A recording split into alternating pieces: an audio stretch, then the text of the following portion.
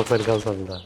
예, 초청해 주셔서 감사합니다. 예, 바쁘신데 시간 내주셔서 감사합니다. 네. 아유. 근데 오늘 그 인터뷰 들어가면서 제가 하나 여쭙고 싶은 것이 요새 뇌과학이란 말을 신문이나 뭐 이렇게 유튜브 같은 많이 우리가 접하는데 이 뇌과학이 심리학이나 정신의학 혹은 신경과학과 같은 건지 다른 건지 어떤 차이가 있는지 한번 그 뇌과학을 중심으로 해서 그 차이점, 뭐 같은 점 설명해 주시면 도움이 될 것 같습니다. 예, 굉장히 뭐 중요한 질문이시고요. 네. 우리의 그 행동의 원인, 그다음에 정신, 활동 이런 것들이 굉장히 복잡한 현상이잖아요. 네네. 그래서 과거에 이것을 궁금해해서 여러 방면의 학문적인 접근이 있었습니다. 그래서 지금 말씀해 주신 그런 분야들이 다 공통의 관심사이거든요. 근데 이제 심리학에서는 어떤 정신이라는 것을 어떤 신체의 일부 기능이라고 생각하기보다는 굉장히 고차원적인 형이상학적인 그런 기능으로 설명을 해서 사실은 이 우리 생각과 행동의 관계를 이렇게 연구하는 그런 오랜 전통이 있었습니다. 근데 그러던 와중에 그 뇌가 이제 신경으로 만들어져 있고 그 신경을 연구를 하면 뇌 기능을 알 수 있다. 이런 트렌드가 또 시작이 된 거죠. 예, 그래서 이제 뇌과학이 시작이 됐고요. 그래서 먼저 그 뇌과학과 신경과학의 차이를 말씀을 드리면, 그러니까 뇌과학이라는 거는 그 우리 뇌를 연구하는 과학이고, 근데 기본적으로 뇌가 신경으로 돼 있고 또 이 신경이 온몸에 퍼져 있기 때문에 사실은 보다 일반적인 용어로는 신경과학이 맞습니다. 네네. 그래서 뇌과학은 신경과학의 일부라고 볼 수도 있고요. 맞아, 그렇게 하면 되겠네. 근데 또 뇌과학에서는 그 뇌가 신경으로만 구성되는 게 아니라 거기 혈관도 있고, 맞아. 예, 또 신경이 아닌 세포들도 많이 있기 때문에 면역 세포도 있고요. 그래서 그 뇌과학 자체로도 또 우리가 이름을 부르는 게 의미가 있고요. 그리고 뇌의학이라고 하면은 결국에 뇌도 다른 장기처럼 이렇게 병을 앓거든요. 예, 세포도 죽고 거기 뭐 섬유화도 되고 그렇기 때문에 그런 뇌에 생긴 질병을 치료하는 게 뇌의학이고요. 그래서 전체적인 분위기는 뭐 심리학이나 심리철학이나 뇌과학이나 신경과학이나 이게 지식이 밝혀지면 밝혀질수록 이게 통합되는 과정이 있습니다. 네네. 그래서 좀 미국에서 같은 경우에는 이 심리학과 신경과학의 경계가 많이 무너져 있어요. 네네. 그래서 같이 협업하고 네네. 연구를 하고 있고요. 네네. 그래서 앞으로도 이런 트렌드는 계속이 돼서 어떤 우리가 말하는 뇌과학이라는 게 굉장히 융합학문적으로 발전할 거라고 생각합니다. 예. 근데 박사님께서 예능 프로그램에 출연하셔가지고 사랑에 빠진 뇌란 그 얘기를 하시고 사람들로부터 굉장히 그 관심을 많이 끄셨는데 그 사랑에 빠진 뇌 그에 대해서 관심을 가지시면서 어떤 그 가능성, 문제점 같은 걸 보십니까? 예, 회장님 말씀하신 것처럼 이 사랑이라는 문제가 되게 복잡게 이더라고요. 그러니까 우리가 어떤 거를 집착하는 거가 뭐 당장에 뭐 사랑이라고 할 수도 있지만, 왜냐하면 그걸 좋아해서 몰입을 하니까. 근데 그게 중독의 문제가 될 수도 있고, 그 다음에 나는 좋아하지만 또 상대방은 그게 또 상처가 될 수도 있고요. 그래서 이게 어떤 사회적인 관계의 문제가 될 수도 있고, 그래서 사랑이라는 게 굉장히 복잡한 문제라고 생각이 들고요. 그래서 많은 과학자들이 사실은 이 사랑의 뇌에 대해서 이렇게 연구를 해봤습니다. 그러니까 연구 결과도 마찬가지입니다. 이게 사랑의 단계별로, 종류별로 굉장히 서로 다른 뇌 부위가 작용을 하고, 그런 복잡한 현상이다. 그래서 처음에는 우리 뇌가 그 사랑을 갈구하는 단계, 대상이 없이도 사랑하고 싶다, 내가 배우자를 만나고 싶다, 혹은 내가 사랑받고 싶다, 그런 에너지가 넘치는 기간이 있고요. 그런 기간에 작용하는 또 뇌가 있고, 또 대상을 발견을 했을 때, 사랑의 대상을 발견을 했을 때 그 눈에 왜 콩깍지가 씌운다고 그러죠. 그래서 모든 것이 다 세상이 이제 바뀌어 보이고 아름답게 보이고 그런 시기가 또 있거든요. 그때는 뭐 도파민이나 세로토닌이나 뭐 이런 신경회로가 작용하기도 하고요. 나중에 이제 배우자랑 오래 살다 보면 사실은 이게 뜨거운 감정이나 좋은 감정뿐만 아니라 정말 그 여러 가지 그 기억과 경험이 쌓이면서 애착이 형성이 되거든요. 또 애착이 형성한다는 건 뇌가 변한다는 건데, 또 뇌가 변해가면서 또 많은 신경작용이 일어나게 되고요. 예, 그래서 굉장히 복잡한 것 같습니다. 음. 저는 성경 말씀 중에 그 예수님이 구약을 인용하시면서 내 이웃을 내 몸과 같이 사랑해라, 이 말씀이 굉장히 저는 감명이 되고 깨달음이 되는 게, 그냥 사랑하라고 하지 않으시고 내 몸과 같이, 거기에 힌트가 있다고 생각을 합니다. 그러니까 우리가 내 이웃을 내 몸과 같이 생각하면 사랑할 수 있게 되는 거죠. 예, 그래서 굉장히 이건 재밌는 실험인데, 그 뇌 영상을 찍어봤어요. 그러니까 한 환자는 굉장히 아픈 사람이고, 그리고 그 아픈 사람을 바라보는 그 사랑하는 그 배우자의 뇌를 찍어봤어요. 그랬더니 같은 부위의 뇌가 활성화되는 거예요. 예. 네. 그 고통을 같이 하는 거죠, 함께. 네. 예. 신앙인으로서 교수님께서 예수님을 만났을 때, 혹은 예수님께서 하나님의 아들이심을 믿게 되는 어떤 그 계기가 있지 않았겠어요? 어떤 계기, 어떤 시간에 그런 만남이 있었습니까? 그걸 알고 싶어요. 예, 저는 뭐 한순간에 이렇게 예수님을 믿게 된 건 아니고요. 네. 계속 하나님께서 이렇게 다가오셨던 것 같아요. 네. 그러니까 먼저는 제가 처음 교회 나간 거는 저희 부모님이 같이 교회 가자고 그래서 어렸을 때. 부모님 먼저 믿으셨군요. 네. 믿음이 있어서 가신 게 아니고요. 네. 저희 부모님도 뭔가 종교가 필요하겠다. 네. 자녀들 키우는 것도 너무 어렵다. 그래서 네. 처음에는 절에 나가시고, 네. 근데 저희 부모님 말씀으로는 그러니까 절에서 어떤 구원을 받거나 뭐를 하려면 그 노력을 굉장히 많이 해야 되는 게 너무 힘들어가지고, 네. 그럼 교회는 어떨까 하고 한번 교회로 가보셨다고 하더라고요. 그리고 저희는 신앙 연수가 온 가족이 한꺼번에 교회를 나갔습니다, 처음에. 근데 다 또 아무래도 신앙이 없는 상태에서 교회를 나갔기 때문에 다 이제 각자 흩어지고 또 교회 안 나가게 되고 하는데, 저는 다시 교회를 나간 게 제가 초등학교 5학년 때 그 운동장에서 놀고 있는데 저기서 학교 선생님이 이렇게 부르시는 거예요. 저희 학교 초등학교 선생님이. 그래서 저 무조건 따라갔는데 그게 교회였어요. 네네. 예, 그래서 가자 이래가 데려가셨거든요. 네. 그래서 교회 나갔었는데, 당연히 교회 나간 다음에 그때만 가고 안 갔는데, 그 다음에 또 전도사님이 오셔가지고 또 데리고 나가고 그러셔갖고 저 수동적으로 네. 그때부터 계속 교회 신앙생활 한 게 이제 지금에 이르게 됐고요. 그렇군요. 네. 그래서 저는 어떤 그 신앙의 모습들을 그렇게 교회에 나가서 그 성도들이 저를 챙겨주고 이뻐해주고 또 이렇게 감싸주고 이렇게 한 거에서 조금씩 하나님의 사랑을 알아가다가 결과적으로는 이제 하나님 말씀에 굉장히 감동을 받았었죠. 왜냐하면 교회에 가면서도 문제가 뭐였냐면, 제가 교회 가면서 깨달은 게 뭐냐면, 저는 지옥 가겠구나.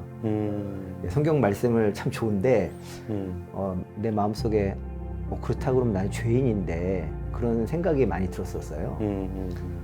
그런데 그 중학교 때인가 하여튼 그 말씀 중에 제가 죄인이기 때문에 예수님께서 십자가에 돌아가셨다. 그래서 그 부분에서 굉장히 제가 기쁨을 느끼고 또 그런 체험을 했죠. 내가 용서받았구나 하는 체험을 처음 하게 된 거고요. 근데 그 이후로도 계속 제가 그 신앙에 집중을 하지 못했어요. 그래서 지금까지도 계속 이렇게 조금씩 이렇게 알아가는 과정이고요. 하나님께 만드신 세상에 대해서 알아가는 과정이나 인간 자신에 대해서, 뇌에 대해서 알아가는 과정에서 어떤 신앙적인 측면에서, 과학적인 측면에서는 호기심도 있겠지만 신앙적인 측면에서 어떤 창조 신비에 대한 경외감 같은 그런 걸 느낄 때는 없으세요? 사실은 늘 질문을 하는 대상이 사실은 저는 하나님께 질문을 하죠. 네, 그렇군요.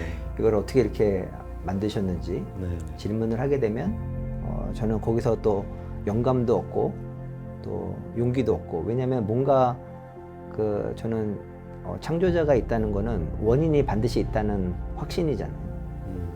그래서 사실은 이게 그 원인이 있다는 확신은 크리스천뿐만 아니라 무신론 과학자들조차도 원인이 있다고는 믿고 있잖아요. 근데 저는 그 원인이 인격적이신 하나님께서 창조했다는 것을 믿는 크리스찬이기 때문에 하나님께 질문을 하고 기도하고 이렇게 많이 하려고 노력을 하고 있고요.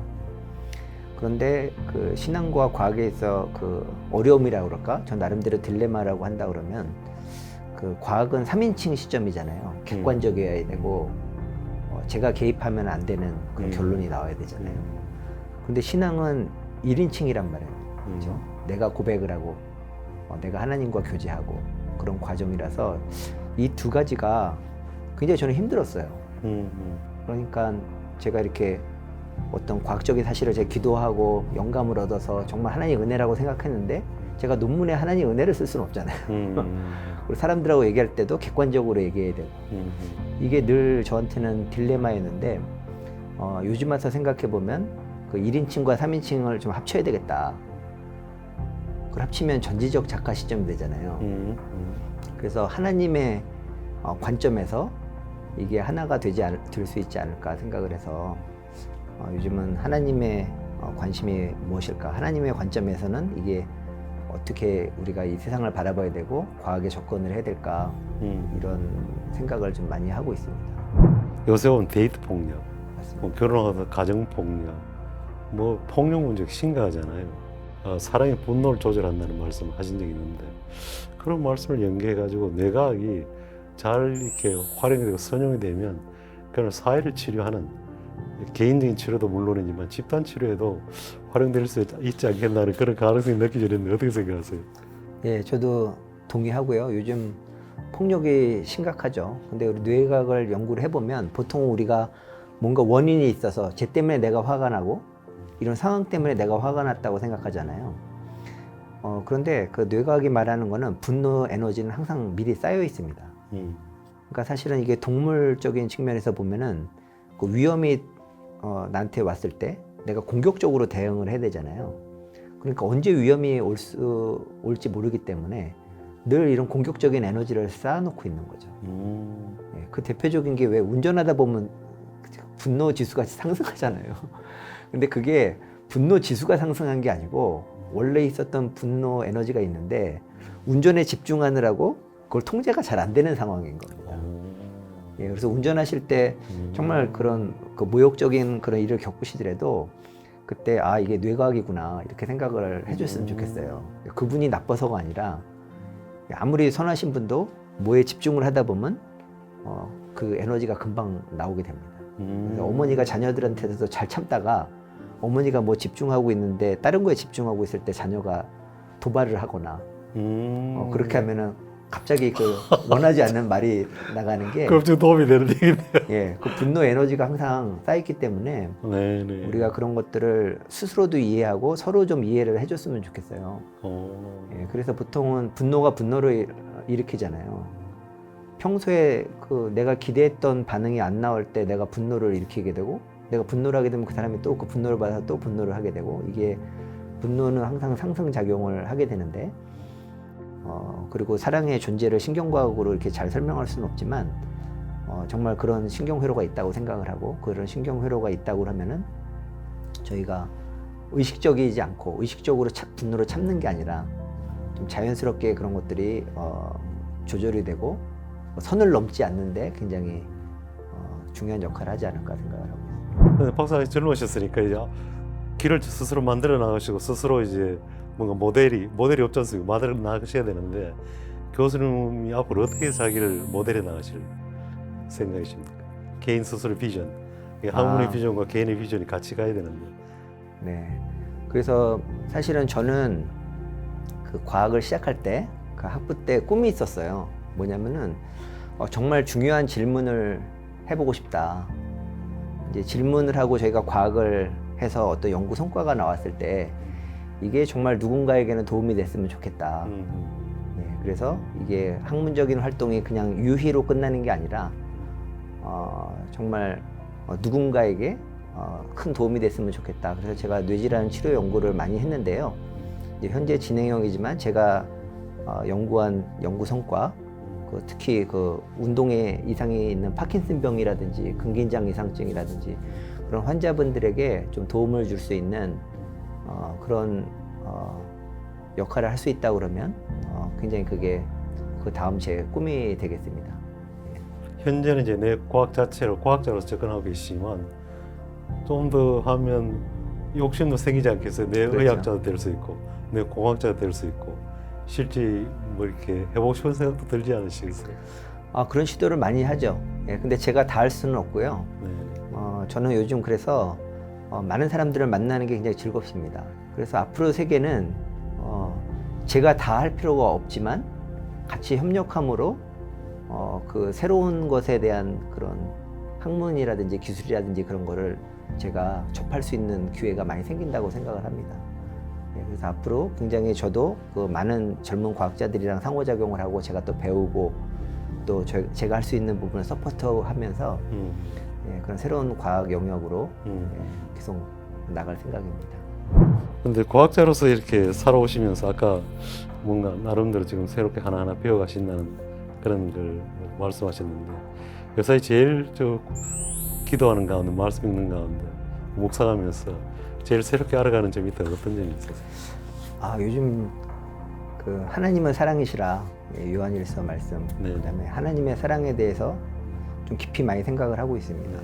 그러니까 저는 정작 그 하나님께서 지금까지 여기까지 오는데 많은 은혜를 받고 저는 실수도 하고 뭐 죄도 많이 짓고 했는데 하나님 은혜로 여기까지 왔는데 그걸 이제 다행이라고 생각하고 계속 하나님의 능력을 구하고 그런 걸 했는데 정작 그런 저한테 은혜를 주시고 그러시는 하나님의 마음에는 제가 관심을 좀 그동안 못 썼다. 세상적인 관심 때문에, 걱정 때문에. 그래서 요즘은 하나님의 마음은 어떤 마음일까? 그리고 하나님의 사랑은 어떤 사랑일까? 그런 거에 대해서 좀 깊이 묵상을 하고 제가 계속 앞으로 해야 되겠지만 그 기도 제목이 하나님의 사랑을 깊이 깨달아서 그거를 알고 전도를 해야 되잖아요. 하더라도. 그리고 그게 하나님의 사랑을 깊이 알면 제 삶이 변할 것 같아요. 예, 그런데 그거에 대해서 굉장히 제가 아는 게 많지 않았다는 거를 많이 깨달았고요. 그 잠잘 때도 의식의 일부가 깨어 있을 수 있거든요. 그렇죠. 꿈을 기억하는 그렇죠. 순간이 있는데 네. 그 순간에 보니까 자각몽 같은. 예, 나는 이미 그러니까 성도가 되었고 하나님의 백성이 됐다고 나는 그냥 크리스찬이라고 얘기하고 다니는데도 여전히 내 깊은 의식 속에는 그 하나님이 밖에 있는 거죠. 아, 그렇구나. 내가 아직 다 하나님께 이렇게 문을 열고 하나님은 나의 뇌 전체, 내 인생의 전체를 원하시는데 아직 문을 열지 않은 부분이 많이 있구나. 그런 생각을 요즘 많이 깨닫고 있습니다.